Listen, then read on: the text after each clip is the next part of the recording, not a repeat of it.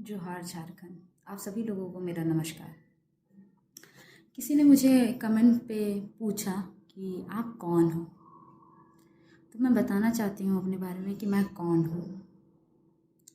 मैं झारखंड के हर खतियानदारी और शोषित वर्ग की वो आवाज़ हूँ जो अब न्याय की पुकार कर रही है, जो एक हाथ में शिक्षा के लिए किताब और दूसरे हाथ में अपने कागज़ पत्तर लेके अपने हक और अधिकार के लिए लड़ रही है।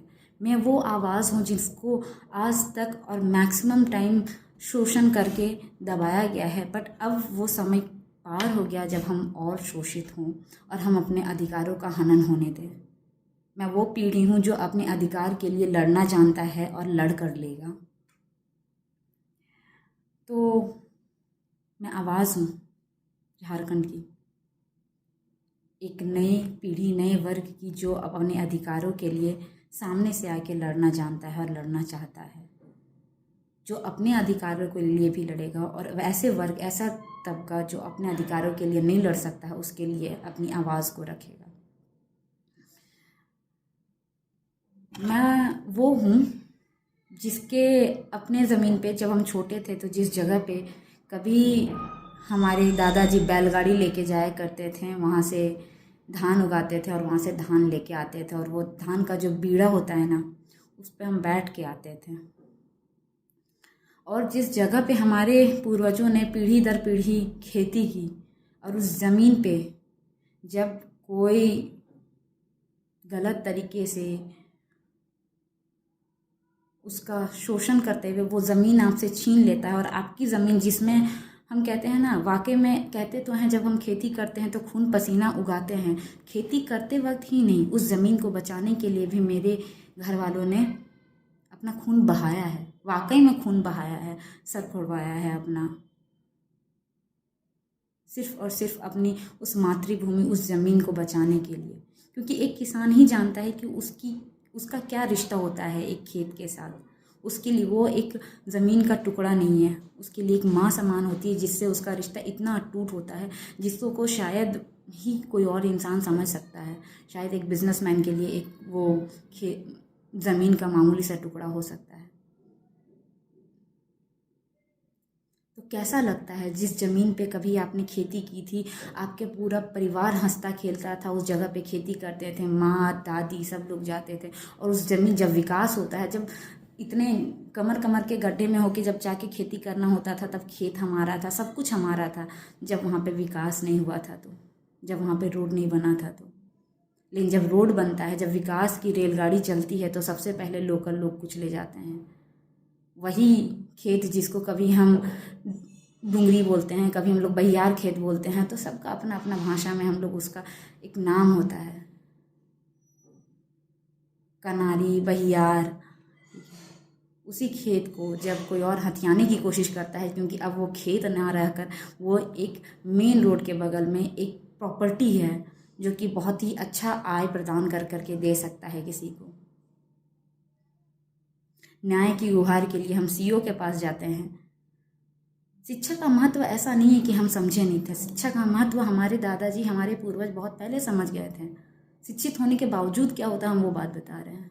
शिक्षित है मेरे घर वाले, हम सीईओ को लिख के देते हैं कि हमारा ये खतियानी प्रॉपर्टी है, हमारे इस खतियानी प्रॉपर्टी में ऐसा ऐसा हो रहा है। पहले लोग कब्जा करने की कोशिश करते हैं, सीएनटी में रजिस्ट्री नहीं होता है तो लोग डीड बनाते हैं।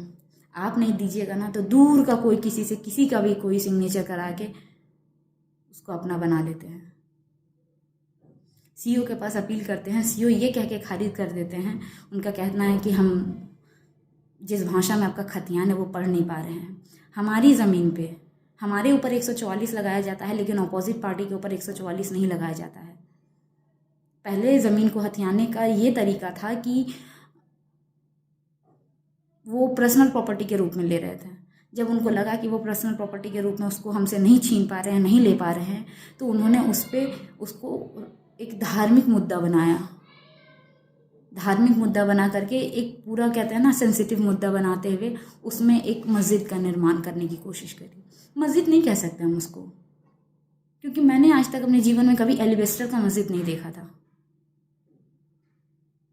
पुलिस प्रशासन, 50 पुलिस प्रशासन, कम से कम 50 से 60 पुलिस रह के हमारे खतियानी ज़मीन पर, हमारे नज़र के सामने भूख हड़ताल पे बैठे, क्या कर सकते हैं इसके अलावा?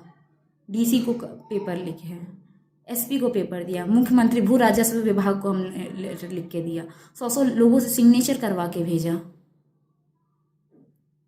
और हमारे नज़र के सामने पहले उसमें एल्वेस्टर, एक ऐसा मस्जिद जो एल्वेस्टर का बना हुआ है, और उसके बाद एक ऐसा सांचा तैयार किया गया जो कि किसी भी रूप से मस्जिद जैसा नहीं लगता है, क्योंकि धार्मिक टर्न देके चीज़ों को कब्जा करना और आसान होता है।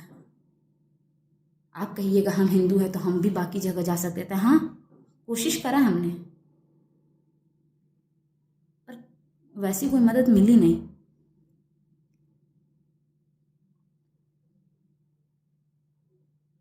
एक ऐसा बच्चा जो कि ग्रेजुएशन फर्स्ट ईयर में होता है, मेरे घर का कोई बच्चा 9th में है, कोई 6th में है, जब आप अपने शिक्षा पे ध्यान देना है उस वक्त आपको अपने अधिकार के लिए भी साथ साथ लड़ना पड़ता है। रात को धरना पड़ने, जो कहते हैं ना, धरना दिए हुए थे हम लोग अपने प्रॉपर्टी पे कि नहीं ये हमारा ज़मीन है, ये हमसे इतने आसानी से कोई छीन के लेके नहीं जाया जा सकता। और रात को धरना देकर मॉर्निंग में जाके एग्ज़ाम देना होता था। हम चाहते तो हैं कि हमारे बच्चे शिक्षित हो, लेकिन एक ऐसा माहौल क्रिएट किया जाता है जिसमें आप प्रॉपर अपने करियर पे, अपने लाइफ में फोकस कर ही नहीं सकते। कभी फर्जी केस कर दिया जाता है, क्या कीजिएगा? केस लिखना तो बहुत आसान काम होता है ना, कोई लड़ाई को हम 4 गो नाम चढ़ा दिए, फलाना मत हो, फलाना मत हो, ये मांझी को वो था वहाँ पे, जो करना है कीजिए आप। उसके बाद पुलिस चक्कर लगाएगी, 4 चक्कर, हाँ जी फलाना जी घर पे हैं। ये तो स्थिति है झारखंड की। अब आप पुलिस के चक्कर लगाइए, कोर्ट के चक्कर लगाइए। आज हम जयराम महतो की बात करते हैं या किसी की भी बात कीजिए आप, कोई भी इंसान अपने आप नहीं आता है। इतना कहते हैं ना कि हम नायक पैदा करते हैं और खलनायक भी हम ही पैदा करते हैं। हम ऐसा बना देते हैं कि हम अब ऐसा है ना कि इंसान, कोई भी इंसान, अभी के समय में बहुत सारे ऐसी जगह है जहां लोग थाना जाने से डरते हैं। क्यों? ऐसी छवि बनाई हुई है, आपने ऐसा छवि बनाया है कि इंसान डरता है एक आम आदमी आपके पास जाने से, क्योंकि उनको पता है, उनको पहले से ही विश्वास है कि आप उसकी बात नहीं सुनने वाले हो। मेरी मम्मी शिक्षित है, मेरे पापा शिक्षित हैं, मेरे चाचा शिक्षित हैं, मेरा पूरा परिवार शिक्षित है। शायद इसीलिए हमारा शोषण करना थोड़ा सा मुश्किल पड़ता है, इसलिए हमें ज़रूरत से ज़्यादा झेलना पड़ता है। कभी भूख हड़ताल में बैठना पड़ता है तो कभी कहीं धरना देना पड़ता है।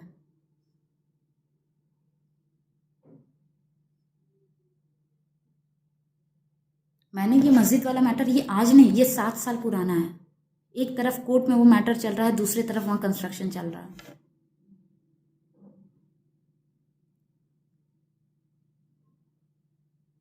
क्या कर सकते हैं हम? क्या करें? सर फोड़वा लें, क्रिमिनल केस करवा लें। उस समय रघुवर दास की सरकार थी, हमने उनको भी लिख कर दिया था।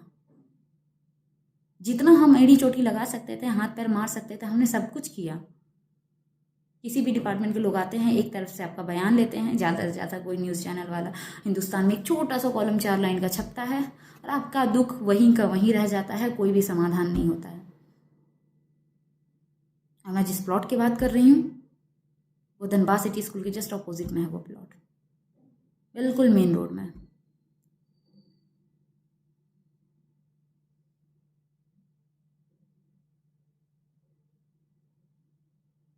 क्योंकि ज़मीन, मैं शुरू से एक ही बात कही है, ये मेरा अकेले का मामला नहीं है कि मैं अपनी बात कर रही हूँ। मैं अभी आपको अपने हाथ में, जब मैं जिन मामलों में मैंने हस्तक्षेप किया है, जिन मामलों में मैं गई हूँ, जिन लोगों की मैंने बातें सुनी, वैसे मैं 50 मामले आपको गिनवा सकती हूँ। चाहे आप हीरापुर की बात करें, चाहे आप बाईपास रोड की बात करें, चाहे आप स्टील गेट की बात करें।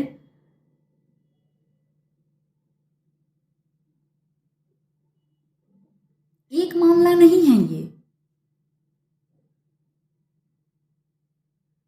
मुझे तो कभी कभी ये नहीं समझ में आता है कि ये जो थाना होता है, थाना का काम होता है शांति व्यवस्था को मेंटेन करना, लॉ एंड ऑर्डर को मेंटेन करना, लेकिन थाना उल्टा काम करती है। वो लॉ एंड ऑर्डर को मेंटेन करने के चक्कर में वो खुद डिस्टर्बेंस क्रिएट करती है, ताकि ऐसा एक माहौल क्रिएट हो जिसमें वो या तो 144 लगा दे या तो कुछ ऐसी धाराएं लगा दे कि आप वहाँ पे जा नहीं सकते हैं, और वो एक तरफा काम करती है। आप तो कोर्ट बाद में जाइएगा, न्यायालय से आपके लिए आदेश तो बाद में आएगा, लेकिन उससे पहले वो आपके विरोध में बहुत सारा काम कर चुके होते हैं। और मुझे ये नहीं समझ में आता है कि ये ज़मीनी मामलों में इतना ज़्यादा हस्तक्षेप थाना वाले क्यों करते हैं, चाहे वो स्टील गेट एरिया हो, चाहे वो बैंक मोड़ का एरिया हो। बैंक मोड़ में तो खैर ज़मीन बचा नहीं है, बैंक मोड़ में तो ये सीन नहीं है, लेकिन स्टील गेट में अभी भी बहुत सारी ज़मीनें हैं। अभी जो हमारा ये वाला 6 लेन वाला 4 लेन वाला जो रोड विकसित हो रहा है, हमारा विनोद चौक ये वाला रोड, यहाँ तो धड़ल्ले से चल रहा है ये सारी चीज़ें।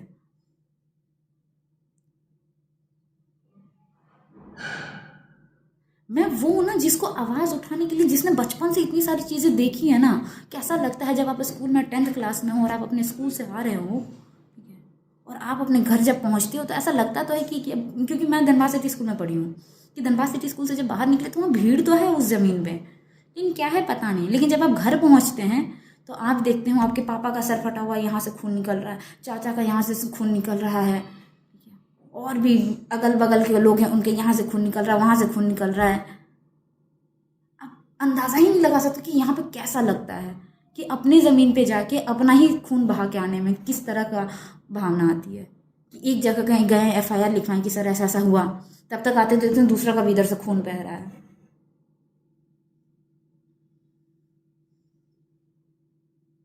ऐसे ही माहौल में हम बड़े हुए हैं, हमने यही सब देखा है,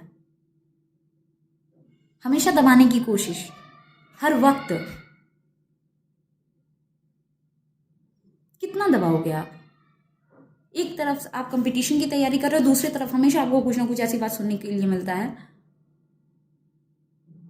कि आप अपनी तैयारी पे फोकस नहीं कर सकते हो। वो हमेशा आपको उलझा के रखने की कोशिश करते हैं।